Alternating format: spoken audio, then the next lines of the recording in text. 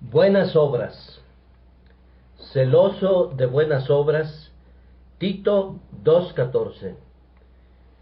No tenemos miedo de inculcar en ustedes un espíritu legalista por lo que vamos a decir, pues creemos que después de nuestras frecuentes exhortaciones, apoyadas por el Espíritu Santo, para que eviten cualquier cosa que semeje confianza en sus buenas obras, no sentimos temor que nos malinterpreten como para suponer que, cuando hablamos de buenas obras hoy, queremos de alguna manera que se imaginen que esas buenas obras pueden promover su eterna salvación.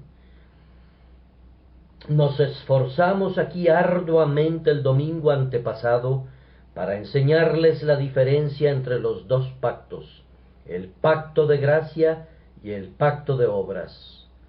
Les ruego que traten de recordar lo que dijimos en esa ocasión, y si por cualquier equivocación de la lengua dijésemos algo que pudiera parecer legalismo, cotejen ambos mensajes, y allí donde cometamos algún error sobre la grandiosa verdad de la justificación por fe, rechacen nuestro testimonio. Celoso de buenas obras. Hay algunos que nos oyen predicar alta doctrina y nos escuchan declarar constantemente que por gracia somos salvos por medio de la fe, y esto no de nosotros, pues es don de Dios. Por lo tanto, suponen que no podemos predicar sobre buenas obras y que no podríamos predicar un buen sermón de exhortación a los cristianos para que vivan en santidad. Bien, no diremos que podemos predicar un buen sermón, pero sí diremos que intentaremos predicar un sermón sobre ese tema que será tan bueno como los suyos, que conduzca a los hijos de Dios a vivir en santidad de la misma manera que puede hacerlo cualquiera de sus exhortaciones, cimentadas como están en la confianza en la carne y basadas en amenazas, regulaciones y promesas que ellos suponen que inducirán a los hijos, pero que sólo son buenas para esclavos, mas de poca valía para que operen en los creyentes que verdaderamente han renacido. Los hijos de Dios conforman un pueblo santo. Para este propósito específico nacieron y fueron traídos al mundo para que fueran santos. Para esto fueron redimidos con sangre y fueron hechos un pueblo peculiar. El propósito de Dios en la elección, el fin de todos sus propósitos, no se ve cumplido mientras no se conviertan en un pueblo celoso de buenas obras. Ahora, esta mañana, primero que nada, les hablaremos de la naturaleza de las buenas obras, pues hay muchas cosas llamadas buenas obras que no lo son en lo absoluto. En segundo lugar, vamos a rastrear a las buenas obras hasta sus orígenes. Vamos a descubrir de dónde provienen las buenas obras. En tercer lugar, intentaremos mostrarles el uso de las buenas obras y vamos a concluir procurando demostrar que nuestras doctrinas de la gracia que discrimina, que distingue, la gracia inmerecida, tienen influencia para convertirnos a los creyentes en ellas en celosos de buenas obras. Entonces, en primer lugar, estamos a punto de contestar la pregunta: ¿qué son las buenas obras? Bien, me atrevo a decir que ofenderemos a muchas personas cuando les digamos qué son las buenas obras, pues en nuestra opinión, las buenas obras son las cosas más raras del mundo, y creemos que podríamos caminar muchas millas antes de ver alguna. Usamos la palabra buenas en su sentido propio. Hay muchas obras que son lo suficientemente buenas entre un hombre y otro, pero vamos a usar hoy la palabra buenas en un sentido más elevado concerniente a Dios. Creemos que seremos capaces de demostrarles que hay muy pocas buenas obras en cualquier parte y que no hay ninguna fuera del seno de la Iglesia de Cristo. Creemos, si leemos correctamente la Escritura, que ninguna obra puede ser buena a menos que sea ordenada por Dios. Esto elimina una gran porción de lo que los hombres hacen para ganar la salvación. El fariseo decía que él diezmaba la menta y el eneldo y el comino. ¿Podía demostrar él que Dios le mandaba diezmar su menta, su eneldo y su comino? Probablemente no. Decía que ayunaba muchas veces a la semana. ¿Podía probar que Dios le decía que ayunara? Si no, sus ayunos no eran obediencia. Si yo hago algo que no se me ordena que haga, no estoy obedeciendo al hacerlo.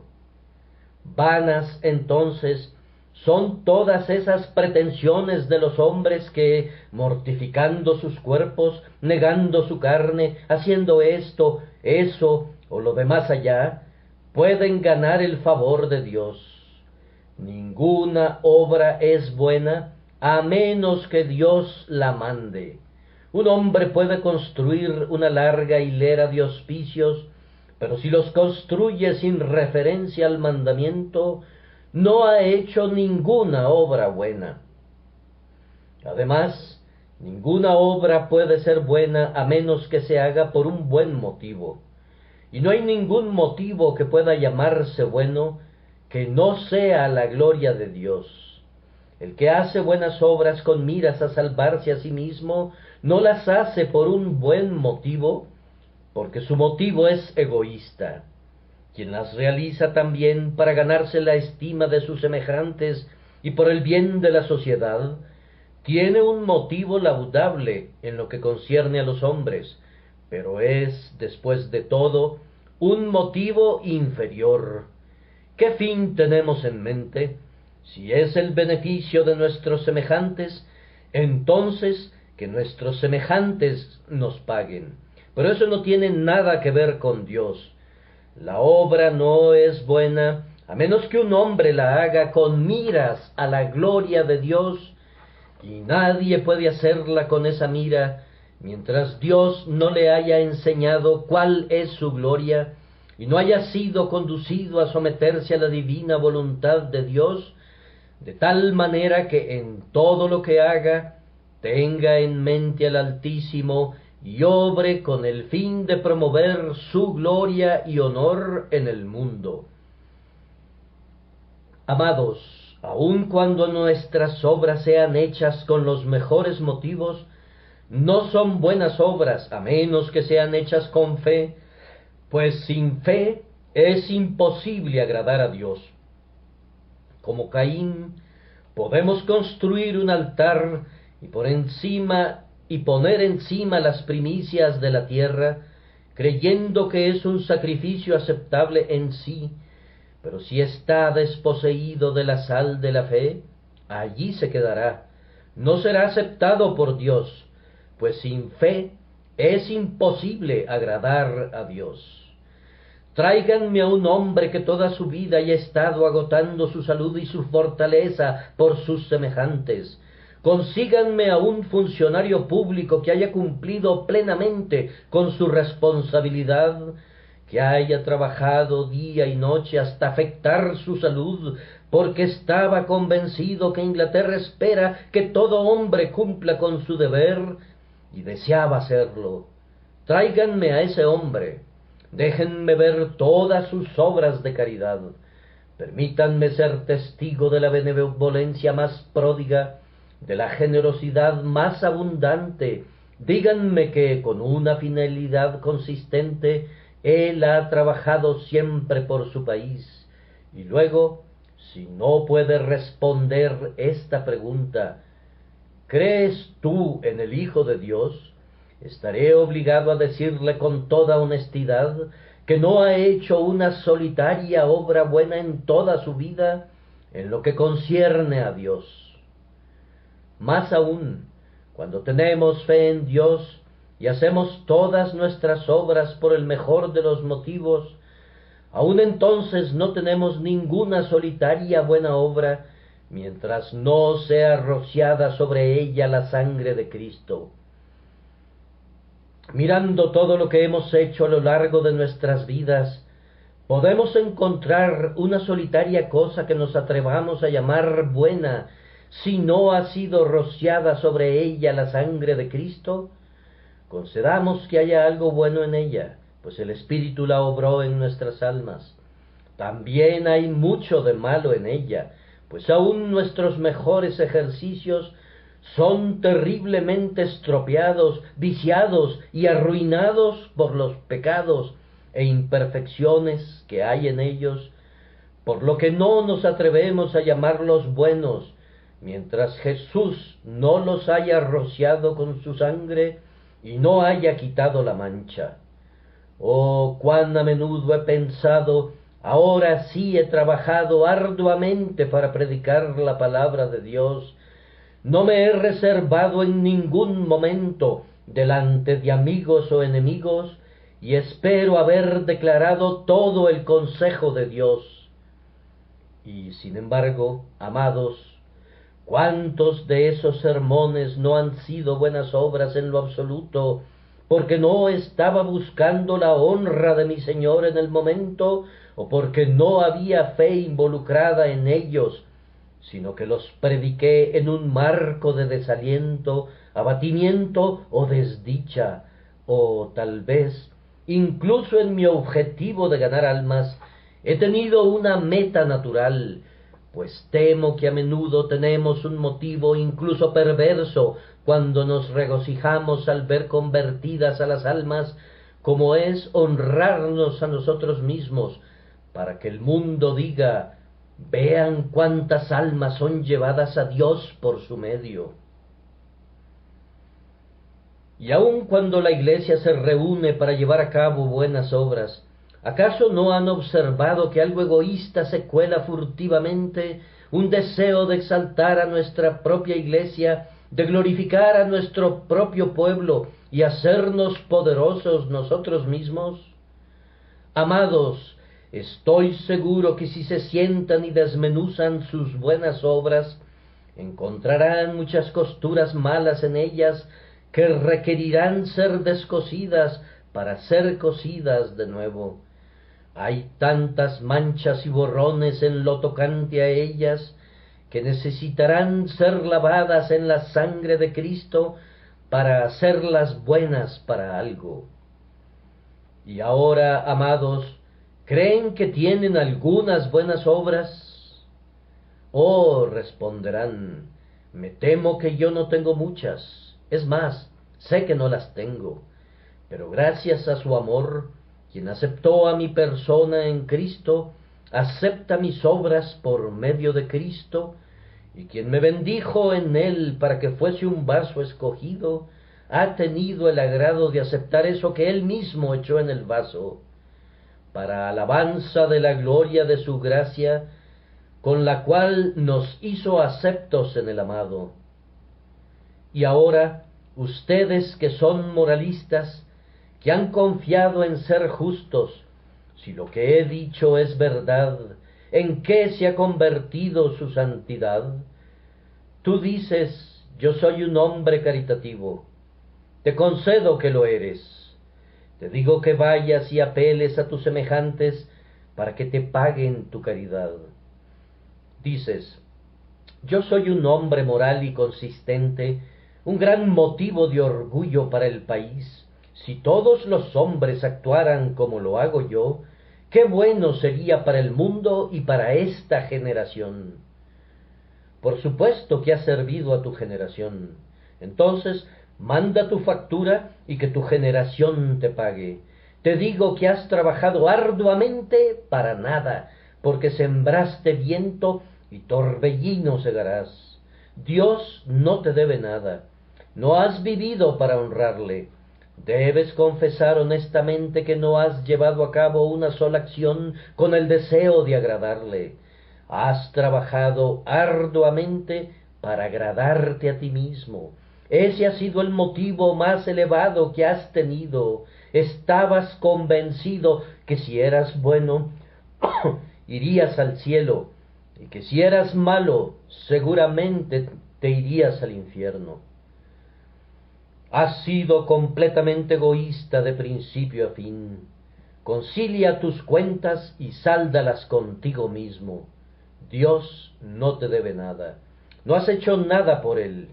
Y si has hecho algo, entonces considera en tu intimidad que has violado tanto los mandamientos de Dios y tan frecuentemente has hecho todo lo posible para ofender a tu Hacedor, si eso fuera posible, que todas tus cuentas quedan reducidas a nada. Y en cuanto a tus buenas obras, ¿dónde están? ¿Dónde están? Ah, se trata de un invento, una ficción, una risa, un sueño. ¿Acaso los pecadores hacen buenas obras? Para nada. Muy bien lo dijo Agustín. Según las conocemos, las buenas obras de los pecadores no son otra cosa que espléndidos pecados. Esto es aplicable a las mejores obras del mejor de los hombres que no tenga a Cristo. No son otra cosa que pecados espléndidos, pecados embellecidos. Queridos amigos, que los perdone Dios por sus buenas obras. Tienen tan gran necesidad de ser perdonados por sus buenas obras, como la tienen de ser perdonados por sus malas obras, si están sin Cristo, pues yo considero que ambas categorías son muy semejantes, es decir, malas si fueran cribadas. Y ahora, en segundo lugar, ¿de dónde provienen las buenas obras? Es una vieja máxima que la naturaleza no puede superarse a sí misma. El agua proveniente de la punta del cerro sólo subirá tan alto como su fuente, pero a menos que se ejerza alguna extraordinaria presión sobre ella, nunca subirá más alto. Lo mismo sucede con la naturaleza humana. La Escritura nos informa que es extraordinariamente depravada. No podemos esperar que de una naturaleza pervertida procedan las buenas obras. ¿Acaso pueden emanar aguas dulces del pozo amargo? De la misma manera que el veneno no crece en árboles saludables que dan frutos saludables, tampoco pueden crecer frutos saludables en árboles venenosos. No busquemos buenas obras en la naturaleza depravada, como tampoco deberíamos buscarlas en la vid de Soreco o en la vid de Gomorra. No podemos esperar encontrar buenas obras provenientes de la naturaleza del hombre. En verdad es vano e inútil pensar que las buenas obras se puedan originar en el hombre natural. Ustedes se preguntarán, ¿de dónde provienen entonces? Nuestra respuesta es que las buenas obras provienen de una conversión real producida por el Espíritu de Dios. Hasta el momento de nuestra conversión no hay ni la más mínima sombra de bondad en nosotros. A los ojos del mundo podremos tener buena reputación y ser respetables, pero a los ojos de Dios no somos nada de eso. Si pudiéramos ver en nuestros corazones, como miramos a veces los rostros de otras personas, veríamos muchas cosas allí que ahuyentarían de nuestras almas la simple suposición de buenas obras antes de que nuestro corazón sea cambiado. ¿Cuántas cosas no hay en el mundo que ponemos sobre nuestras mesas y que incluso comemos, que si fueran puestas al microscopio tendríamos miedo de tocarlas, pues veríamos toda clase de criaturas repulsivas que trepan y se arrastran sobre ellas, cosas inconcebibles?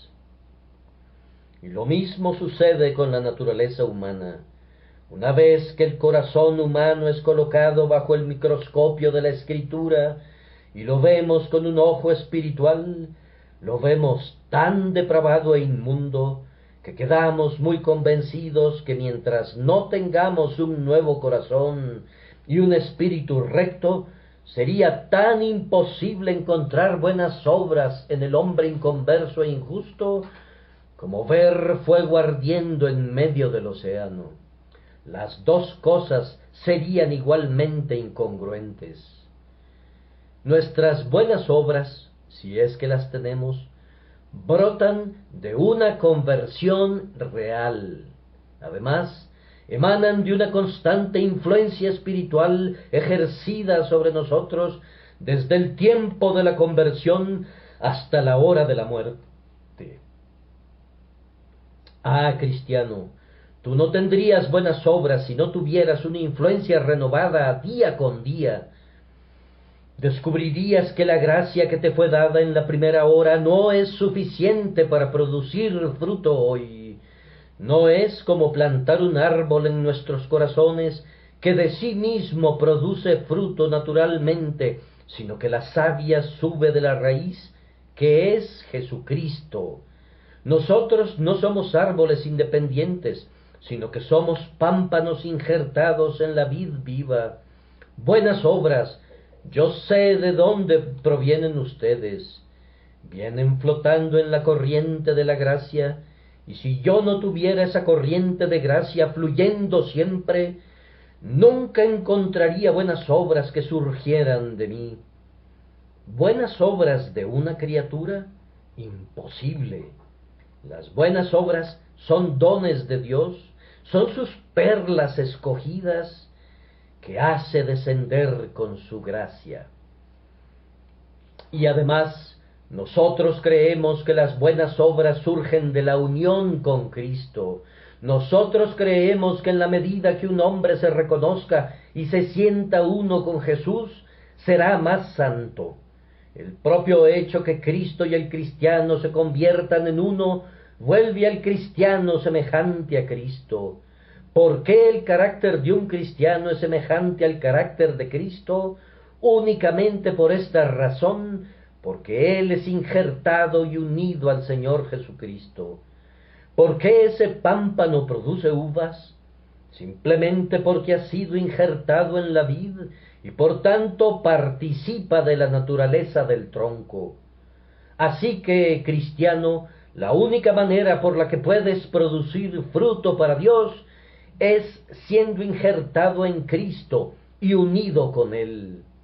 Ustedes, cristianos, que piensan que pueden caminar en santidad sin guardar una perpetua comunión con Cristo, han cometido un grave error. Si quieren ser santos, deben vivir cerca de Jesús. Las buenas obras brotan únicamente allí. De aquí sacamos las más poderosas razones contra cualquier cosa que se parezca a la confianza en las obras. Pues como las obras son únicamente el don de Dios, cuán completamente imposible es que un hombre que sea injusto, inconverso e impío produzca alguna buena obra por sí. Y si son dones de Dios, cuán poco mérito puede haber en ellas.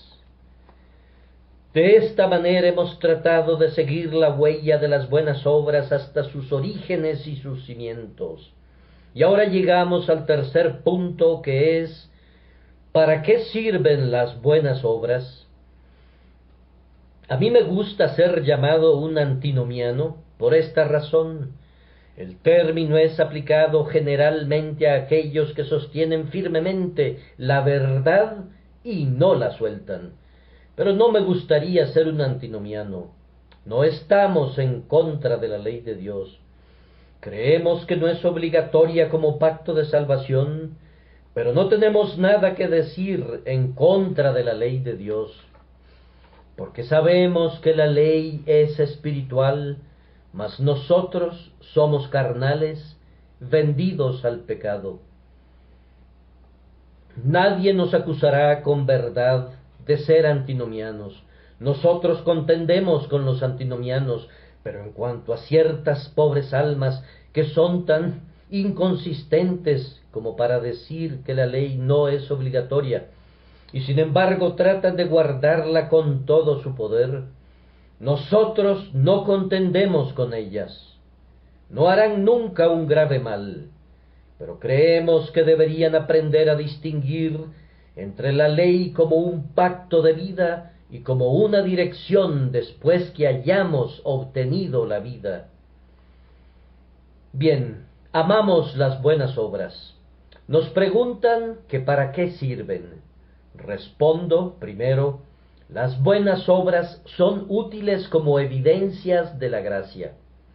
El antinomiano dice, pero yo no requiero evidencias, yo puedo vivir sin ellas. Esto no es razonable. ¿Ves aquel reloj? La hora sería precisamente la misma aunque no tuviésemos esa evidencia. Sin embargo, encontramos que el reloj es de mucha utilidad, de tal manera que decimos que las buenas obras son la mejor evidencia de la vida espiritual en el alma. ¿Acaso no está escrito que nosotros sabemos que hemos pasado de muerte a vida en que amamos a los hermanos? Amar a los hermanos es una buena obra. Además, el que permanece en mí, éste lleva mucho fruto. Los frutos de justicia son buenas obras y son evidencias de que permanecemos en Cristo. Si yo vivo en el pecado día a día, ¿qué derecho tengo para concluir que soy un hijo de Dios? Un hombre viene a esta capilla y mientras oye el Evangelio exclama: ¡cuán deliciosa verdad! ¡Qué doctrina tan celestial! Sin embargo, cuando abandona el lugar, lo puedes ver que entra una cantina tras otra hasta quedar intoxicado. ¿Acaso este hombre tiene algún derecho de considerarse un heredero del cielo? El hombre que viene a la casa de Dios y bebe en banquete de vinos refinados, y luego se va y bebe su copa y goza de la compañía de los impíos, no da ninguna evidencia que es partícipe de la gracia divina. Dice: no me gustan las buenas obras. Por supuesto que no.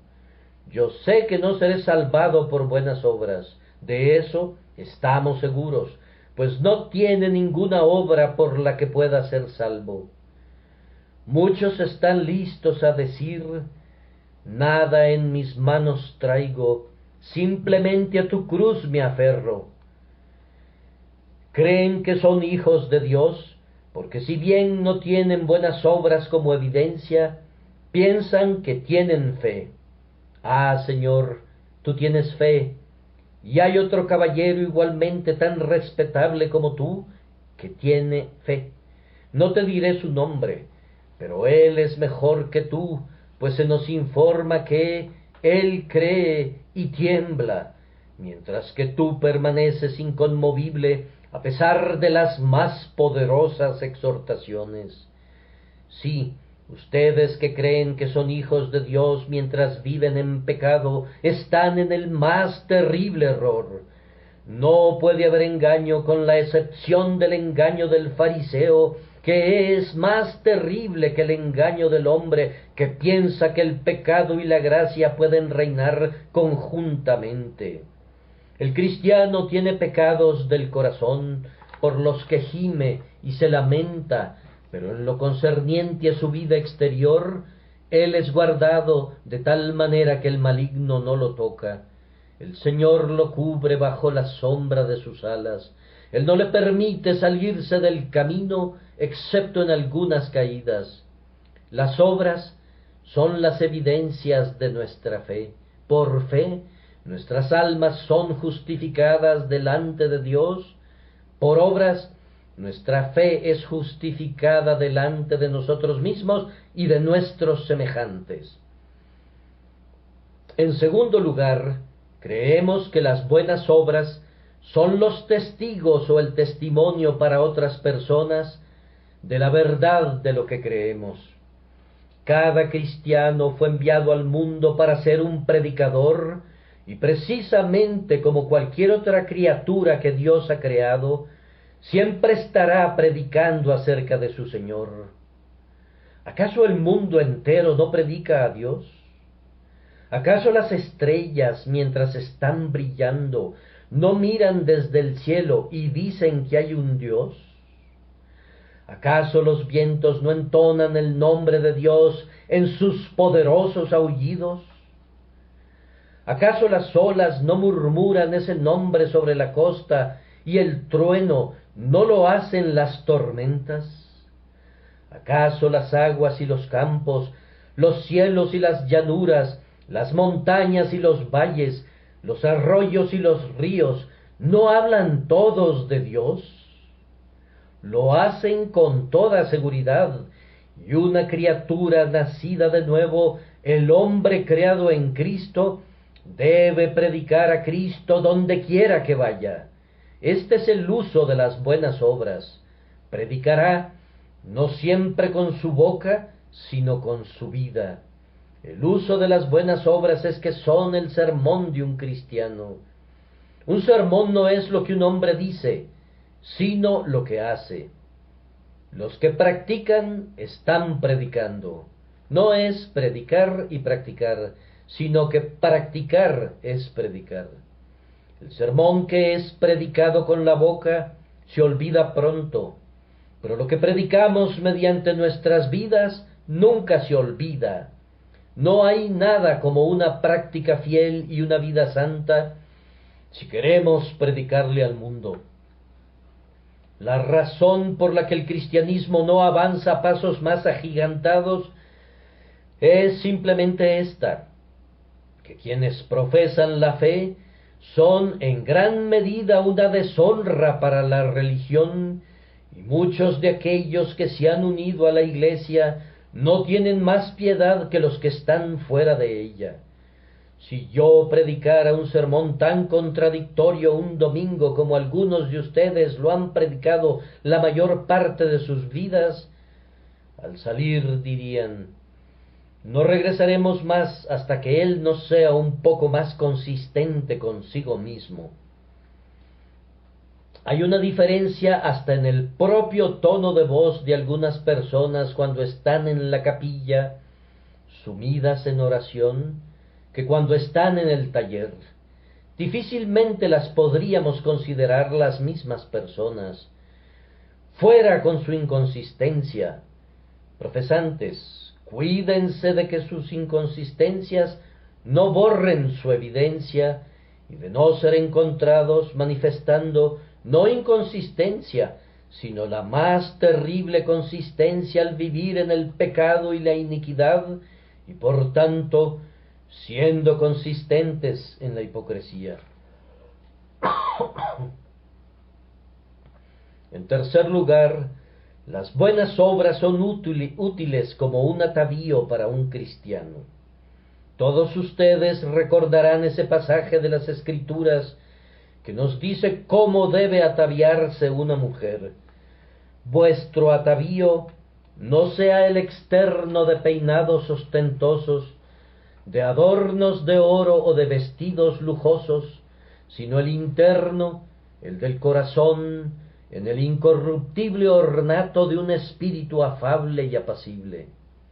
El atavío de las buenas obras, el atavío con el que esperamos entrar en el cielo, es la sangre y la justicia de Jesucristo, pero el adorno de un cristiano, aquí abajo, es su santidad, su piedad, su consistencia.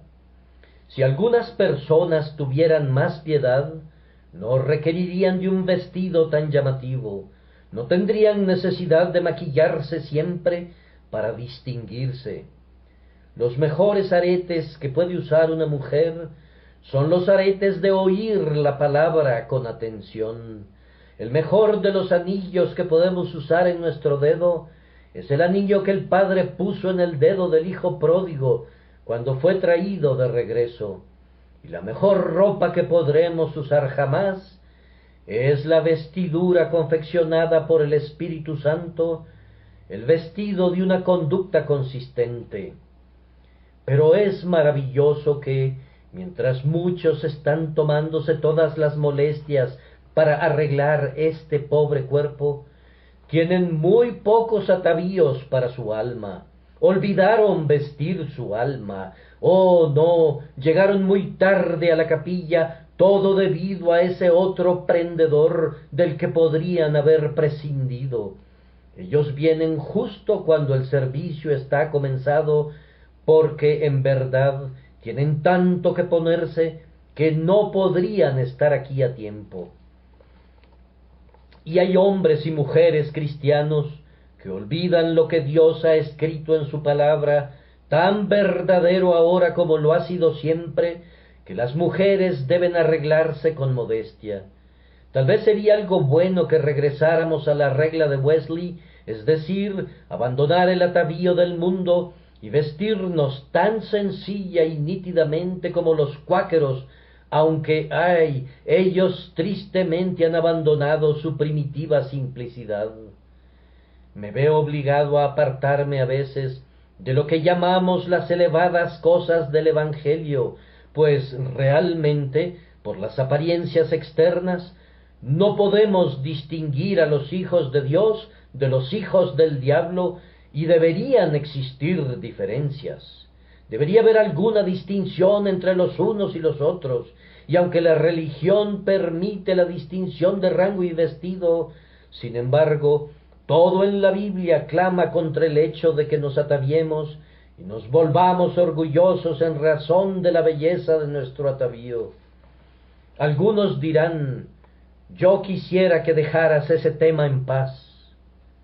Por supuesto que quieren, porque se aplica a ustedes. Pero no dejamos de tocar ningún punto que creamos que se encuentre en las Escrituras, y aunque para mí el alma de un hombre es de suma importancia, la honestidad para con la conciencia de cada uno y la honestidad para conmigo mismo exigen que siempre hable de lo que considere un mal que se propaga en la Iglesia. Debemos cuidarnos siempre que en todo nos apeguemos, en la medida de lo posible, a la palabra escrita. Si necesitan atavíos, aquí están. Aquí hay joyas, anillos, vestidos y todo tipo de ornamentos. Hombres y mujeres, ustedes se pueden vestir hasta que brillen como ángeles. ¿Cómo pueden hacerlo? Vistiéndose de benevolencia, de amor a los santos, de honestidad y de integridad, de rectitud, de piedad, de amabilidad fraternal y de caridad.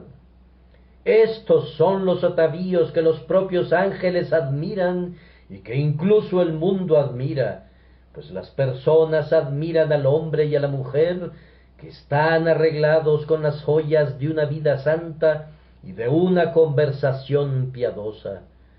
Les suplico, hermanos, en todo adornen la doctrina de Dios nuestro Salvador. De esta manera les he mostrado el uso de las buenas obras. Ahora, solo un momento o dos, para decirles que la religión que profesamos en este lugar y que predicamos está diseñada para producir buenas obras en el Hijo de Dios. Algunos afirman que el llamado calvinismo, que es un alias del verdadero evangelio, está calculado para inducir a los hombres al pecado. Ahora vamos a refutar eso, simplemente recordándoles que el pueblo más santo del mundo ha sido aquel que profesó la doctrina que nosotros sostenemos.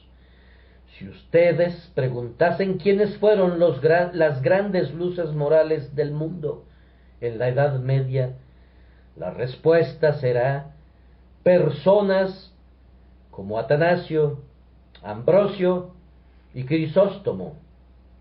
Y luego, acercándonos más, hombres tales como Wycliffe, Jerónimo de Praga y Calvino. Y cada uno de estos sostuvo las doctrinas que proclamamos con entusiasmo. Y sólo permítanme recordarles que nunca hubo mejores hombres en el mundo que los puritanos, y cada uno de ellos sostuvo con firmeza la verdad que amamos.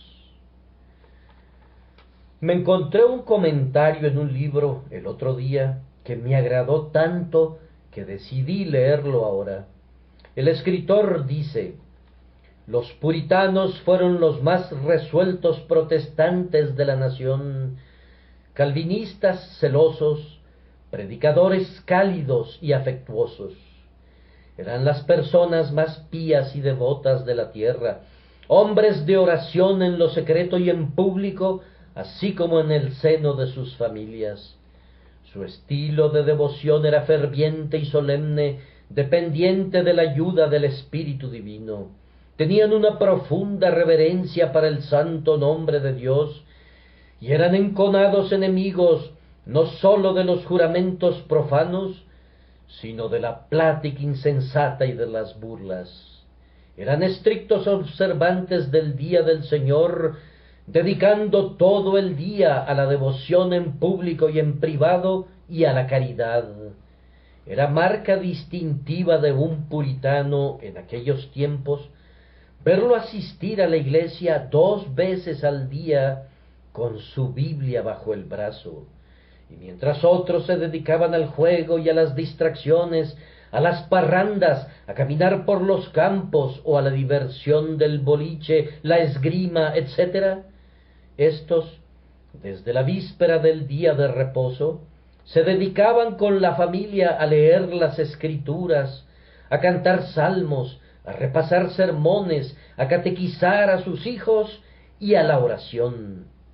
Y esta actividad la llevaban a cabo no sólo el día del Señor, sino que tenían sus horas de devoción familiar durante los días de semana. Eran circunspectos en cuanto a todo exceso en la comida y en la bebida, en la ropa y en las diversiones sanas. Eran frugales, diligentes, honestos en sus tratos y solícitos en dar a cada quien lo que le correspondía. Ese es un noble testimonio hacia la verdad puritana y el poder del Evangelio.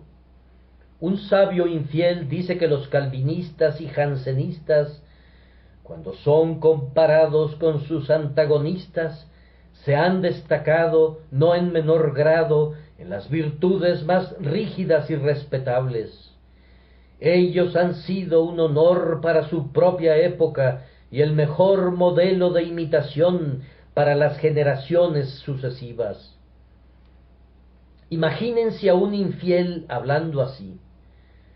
Creo que fue infiel quien dijo: vayan a escuchar a un arminiano para oír hablar de buenas obras, pero vayan a un calvinista para ver cómo exhibe esas obras.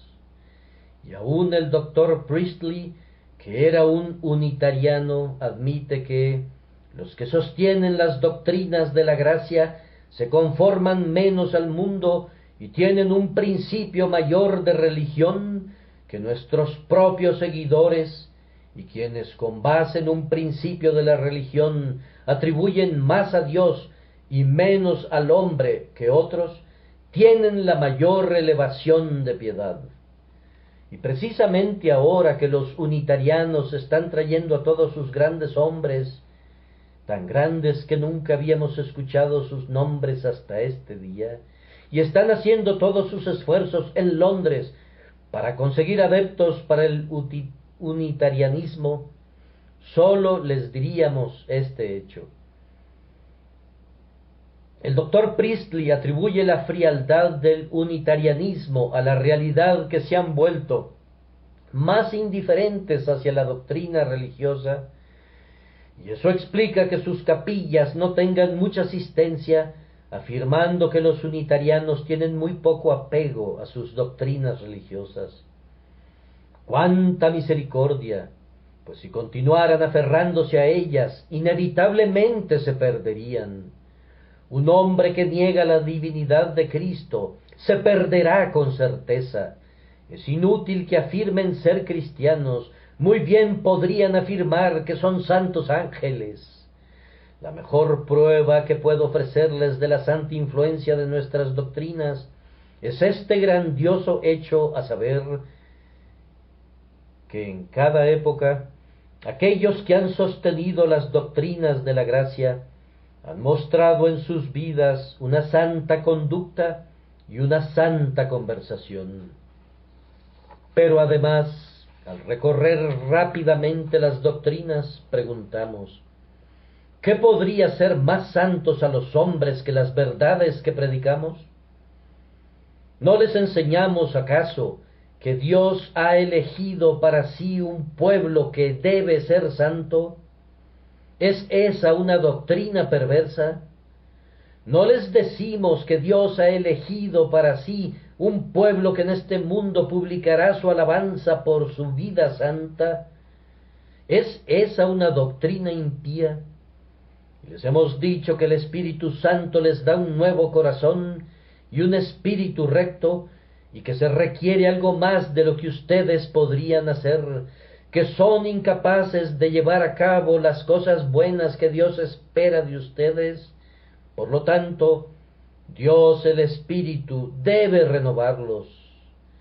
¿Llaman a eso una doctrina malvada? ¿Es acaso perversa la doctrina que los hombres son depravados por naturaleza y que necesitan gracia regeneradora? Y la doctrina de que los verdaderos santos perseverarán hasta el fin es malvada. Me parece que lo que se opone a estas doctrinas es precisamente lo más perverso del mundo. ¿Acaso es perversa la doctrina de que únicamente los creyentes tienen un interés en la sangre de Cristo? La doctrina que predico, que Cristo ha redimido únicamente a los que viven en santidad, habiendo sido conducidos a ello por el Espíritu Santo, ¿es impía? No lo creo. Retamos a todos aquellos a quienes les encanta hablar en contra de nuestras doctrinas, que demuestren que una sola de ellas tiene algún componente impío. ¿Nos acusas porque no apoyamos las buenas obras? Ven y trata de entrar a nuestra iglesia, y pronto tendrás una prueba que estás equivocado. Vamos, no te recibiríamos, caballero, aunque nos dieras 1000 libras esterlinas, si no te consideráramos un hombre santo. Si no tienes buenas obras, pasará mucho tiempo antes de que te recibamos. Y si vivieras en el pecado y en la injusticia, y te introdujeras subrepticiamente en nuestra iglesia, saldrías en una semana, pues pronto serías reportado al pastor y a los diáconos, y podrías comprobar que sostenemos la necesidad de las buenas obras. Si no las exhibieras diariamente, te echaríamos fuera, pues no queremos tener comunión con las obras infructíferas de las tinieblas, sino que más bien las reprobamos. Nuestro orden eclesiástico es la mejor refutación de esa calumnia. ¿Qué más podemos agregar entonces? Esperamos haber demostrado nuestros puntos a todos los hombres honestos y consistentes.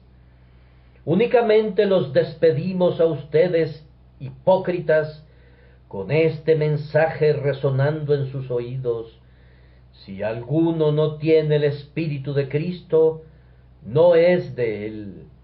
A menos que vivan según Cristo, no estarán con Cristo al final.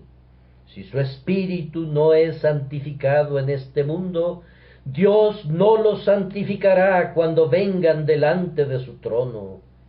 Pero ustedes, pobres pecadores, que no tienen ninguna santidad propia y que no tienen buenas obras, sé que no tienen ninguna porque no son hijos de Dios.